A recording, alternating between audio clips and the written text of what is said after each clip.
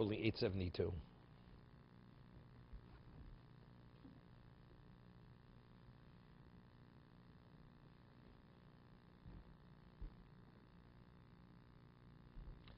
We're speaking about Judeo-Arabic, bringing merit to others.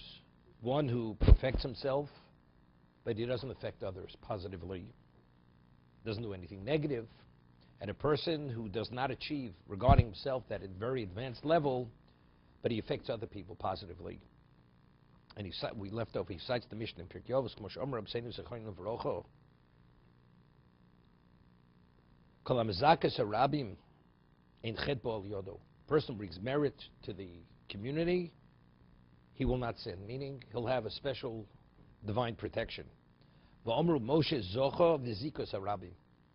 Moshe personally was meritorious, and he brought merit to the rabbim. Schus harabim tulibos. And now all the good that the people do, why are they doing it? It's interesting.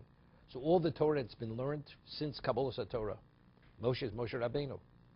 So this all accrues to Moshe Rabbeinu, because we only have the Torah as it is, because Moshe was at a level that he merited to be the conduit that we should receive the Torah.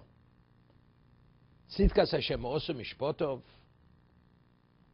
im Yisrael v'omra achochem l'mochichem yinom. Those who use mochichem means rebuke, but it does not mean those who inform others, who direct others, it will be pleasant. V'avleim tovo birchas tov, and upon them will come birchas hatov, the good blessing. What's a bad blessing? It's a blessing. It's a blessing.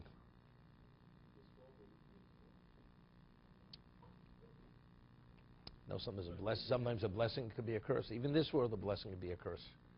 You know, somebody once said, the story with Amshel Rothschild, because he was a shamus in a rabbi's home in Germany, and there was a whole story.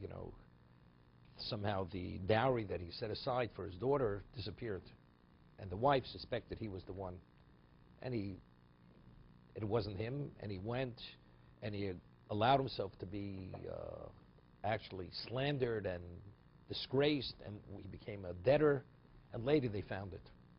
So the Rav gave him a bracha that he should have tremendous wealth, and that the whole wealth of the Rothschild dynasty came from that bracha. No, not only that. He went and he remained silent as if he was the guilty party, as if he stole it. Later they found that the wife had hid it in the way. When they were checking for chametz a year later, they found the dowry where she had hidden it. Meantime, he went into debt because he couldn't marry his daughter off. So he sold all his earthly belongings to repay the rabbi, the chief rabbi. He should have a dowry for his daughter, but he had nothing. He wasn't the guilty party. So when he realized what happened to Rav, he gave him a bracha that his family and he should never ever be wanting. They should have tremendous wealth. So what was the end of the bracha? Today, I don't know if there's one Rothschild that's still Jewish today, right? Everyone, they all assimilated, every one of them. So what's the bracha? I mean, they say this: if you would have bracha that they should have all his descendants should be committed Jews. That's a tremendous bracha. Wealth turned out it was a curse. Ultimately, it was a curse. So aleim tovo birchas hatov. A good blessing should come upon him. It's interesting. Montefiore, Moses Montefiore, never had children. Never had children. But still, he was a Sephardic Jew. He was tremendous, unbelievable philanthropist. He traveled, and he was the arbiter for the Jews. I mean, there were pogroms, and there were many things all over, whether it was the Middle East and Russia, whatever it was. He was there. He lived till. Those men lived till 113 years old. It was 113, I think, about that. Lived very long. V'oma Torres emesoyi befiu rabim heishiv mi'ovo. V'oma matzdikia rabim, those who bring merit to the rabim, kekochavim l'olam ved, they will shine like the stars forever. See what it means to be mezakas a rabim, bring merit to the community.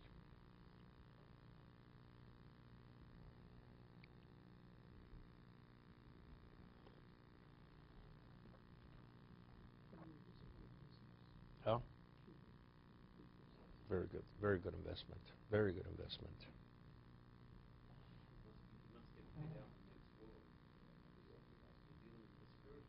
You know, it's interesting. There's a Reb Chaim Volozhin writes in Veschanan. He speaks about, you know, it says Asam Shulta Shittis Asher. You should tithe your grain so you should become wealthy. And he cites a pasuk that he says, and we had it's Gemara in Tainus. There was a famine, so the Navi says people had some grain and they were starving. So he says, take the grain and plant it. There was a miracle. Within 11 days, the crop grew, which normally would take a whole season, and it grew beyond what it normally would grow. You have a handful of grain kernels. You eat it, okay, it's gone.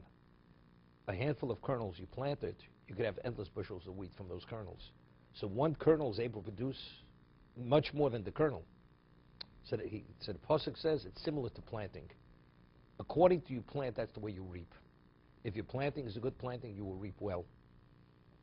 So that's what he speaks about. Over there, he's speaking specifically tzedakah, giving tzedakah. But the same thing over here, spending time. You know, my Rashiv Zechron V'rocha, before the semester would start, he would speak to the yeshiva. And there was something very much we had in Baltimore, that every bocher, every student, had to study with a younger student. Had to study with a younger student. That's the way it was. Because in Slobodka, people always mentored younger students, took responsibility with younger students. There's no such thing, you know, you would only learn with somebody younger if you were paid as a tutor. No, you had to take out time to study, to be concerned for a younger bocher, to oversee that he's doing well. That's the way it was. So he told over a story, Reb Kiva, who was the Chovot HaLevavos held that from the time of the Vilna Gaon till his time, there was nobody as great as Reb Kiva. And he was a Rav in the city. Once a month he would go, and he would go to the cheder, and he would take out time to examine the boys in their studies. So my Rashiv said, do you know what Reb Kiva's time, what the value of a few hours was in his schedule, what he was able to accomplish? And he felt it was important to take out time to make sure that they were being taught and they were studying well and they were being educated correctly. So you see what it means to be concerned for somebody else's Torah. When you're concerned for somebody else's Torah, that's when you merit that special assistance that you should succeed in your Torah. That's the Judeo-Arabic. That's the point he used to make. We're speaking about over here. Right? What you merit when you do things for others. I always say, you know, in our times, as much as you do, the way you want to raise a family, you need so much assistance. There's so many things, chas v'shalom, that could go wrong. You need tremendous siyata d'shmaya. So I always say, if you do for others and you're concerned for other children, other people's children, then Hashem will watch over your children. That's the way it is. All Jews are Hashem's children. Hashem says, you watch out, look out for my children, I'll watch out for your children. You merit siyata d'shmaya, and that's the way it is. Otherwise, you know, there's so many variables of coming out whole at the end of the day. You know, so many things can go wrong. Endless things can go wrong in a person's life, on a physical level, on an emotional level, on a mental level, on a spiritual level. There's endless variables in a person's life to be able to succeed. How do you juggle it all? It's not possible. You need, Hashem has to be part of the equation. Has to be the major part of the whole equation. So if you're concerned for others, there's the Judeo-Arabic. Okay? Al-Kain tziva borei lochiach es hamakatrim. He says, therefore, HaKadosh Baruch Hu gives us a responsibility to reprove those who fall short of the responsibility. See, simply the reason is because there's arevos. Kol Yisrael arevim selvos. Right? We're all responsible. So, of course, the Medrash says two people are in a boat, and a person starts boring a hole under his seat. His neighbor says, what are you doing? So he says, it's a Medrash. So the person who's boring the hole says, what's your concern? It's on my seat, not on your seat. So he says, but you realize we're in the same boat. The water comes in, we all go on. We go down. So that's the concept of our arevos. Klaus is one entity. So if you inject one artery or one part of the body with some foreign element, the whole body is affected negatively. That's simply the understanding of hochech tochech semisecho. Therefore, you should, if you see somebody falling short of his obligation, because the negative affects everyone. But he's learning it differently. He's explaining differently.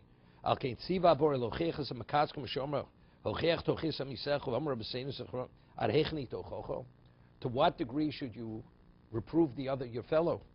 To the point where he curses you. To that degree, you have to put yourself out. Shmulam arako, till he's about to hit you. Okay? V'nemar. See, what do we have security in the shul? Not for the people from the outside, so the people inside the shul. Okay. Mochiach odam achrei chen yimtzo. He who admonishes a man to serve me will find favor. Right? Favor. No, we're talking about a person who's qualified. Not everybody's qualified to give mussar. A person who's qualified to give mussar. Right. Some people, they immediately, they touch a raw nerve immediately. The moment they try, so they're accomplishing nothing. We're speaking with somebody who's qualified.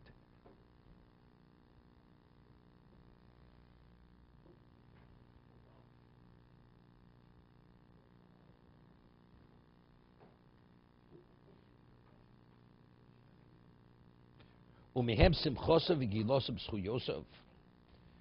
says signs of a person who loves Hashem. Person makes a lot of money. He feels he's accomplished. Why? His accomplishment has value. He owns such a home. He has such a portfolio of whatever it may be. A person who feels that he's invested his life well, mitzvahs, Torah, he feels accomplished. In that sense, that's a display of Avos Hashem. Neshu sos behen, he actually is rejoicing. He feels fortunate. He feels fortunate. Lo legaivet first, not as a result of arrogance and just to be glorified. It's not for self-glorification. It's within himself. The evlo vigona chatov l'tshuva mehim, and actually he grieves and he's painful when he fails. V'charot aleim, and he has remorse. Moshe David palgi mayim yorde einai alo shomrus torasecho. Could you imagine? My eyes shed streams of water because they did not keep your Torah. What is David, a baby? What is he, a child? He's a child. The man is a conqueror. He conquered most of Eretz Yisrael. And what does he cry over? Yord alo shomru torasecho, because I fell short of observing your Torah properly. That's what he's crying over.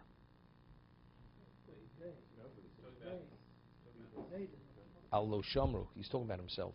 My shed shrim because they did not. He's talking about himself. Otherwise, what does one thing have to do another? He's the leader. I understand. Lo Shamru. No, he's talking about his eyes. He's talking about his eyes. He's talking about his eyes. He's talking about his eyes did not observe your Torah. The Gemara says, the Medrash says, the eyes are it says the heart lusts and the eyes are the brokers. That person wants something. So you have a broker. He goes, looks for what you want. So the heart lusts and the eyes are the Sisure Alev. They're the broker. Alo Shamru. So where does it start from? It's not both. It is an interplay. You see something, you desire it. You desire it, the heart lusts for what you see. So Alo Shamru, because his eyes did not observe the Torah as it should have been, therefore that's why he failed in whatever areas he failed. To be continued.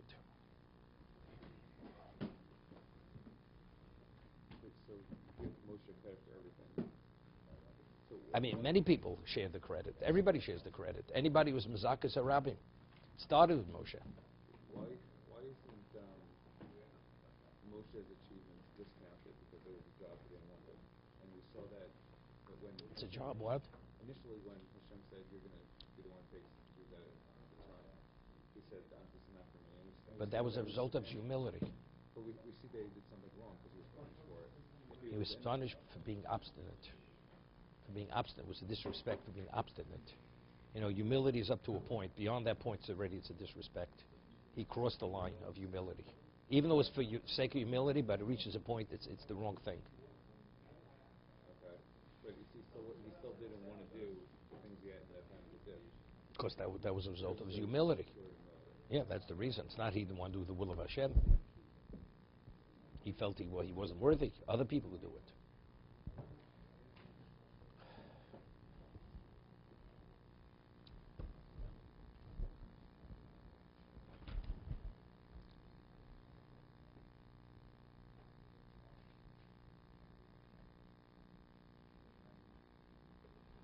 unfortunately, Lachamei Veshem, people realized they had abilities in their lifetime to do many things, and they didn't. And by then it's too late.